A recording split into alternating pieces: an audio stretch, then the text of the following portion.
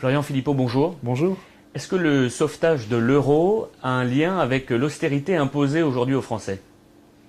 Oui, les Français le sentaient, le ressentaient, mais maintenant on en a une preuve, parce qu'il y a eu un rapport qui a chiffré tout ça. Le rapport du Fonds monétaire international, du FMI, c'est sorti hier, c'était dans la presse, qui estime que pour le moment, et ça n'est qu'un début, eh bien le sauvetage de l'euro a déjà coûté au total 1100 milliards d'euros. 1100 milliards d'euros, c'est-à-dire plus de la moitié de la richesse que produit chaque année la France. Voilà.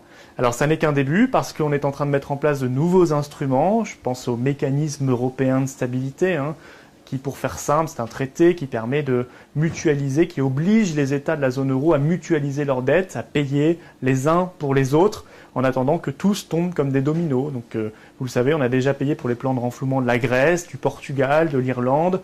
On va repayer bientôt parce que ça ne va pas beaucoup mieux dans ces pays-là, au contraire.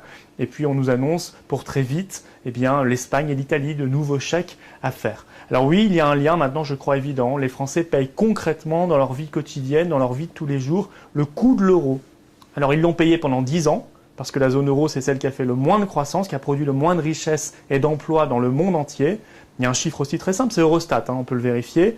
Entre 2002 et 2011, en moyenne dans la zone euro, la croissance économique, c'est 1,1% par an.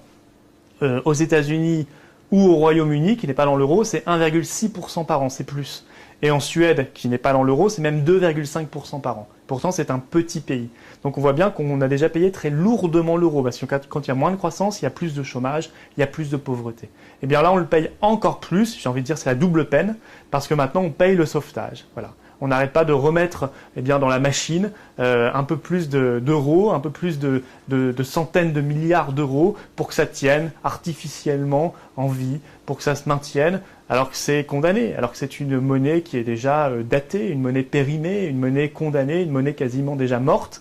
Mais on essaie par l'idéologie de la caste qui nous dirige, par l'intérêt aussi bien compris des banques et des institutions financières qui sont derrière tout cela, personne n'est dupe, mais bien de maintenir en vie cette monnaie qui n'a plus de raison d'être, qui a déjà produit tant de catastrophes économiques et sociales. Alors le coût de l'austérité, il est très simple, les Grecs le vivent très cruellement dans leur chair, les Espagnols aussi, les Italiens. En France, ça commence. Ça a déjà commencé sous Sarkozy, ça se poursuit. Gel de l'impôt sur le revenu, gel du barème de l'impôt sur le revenu, ce qui fait que l'impôt sur le revenu augmente pour les classes moyennes notamment. On vient d'annoncer un malus écologique qui va être très fortement augmenté pour tous ceux qui achètent des véhicules automobiles.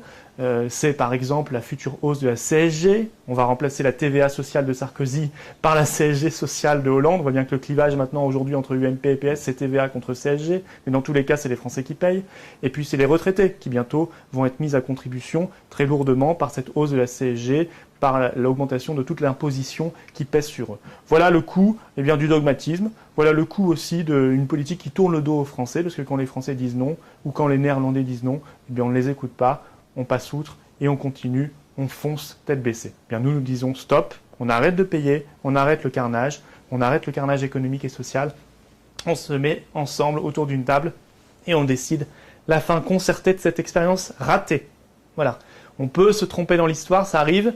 En revanche, on n'a pas le droit de ne pas réparer ces erreurs.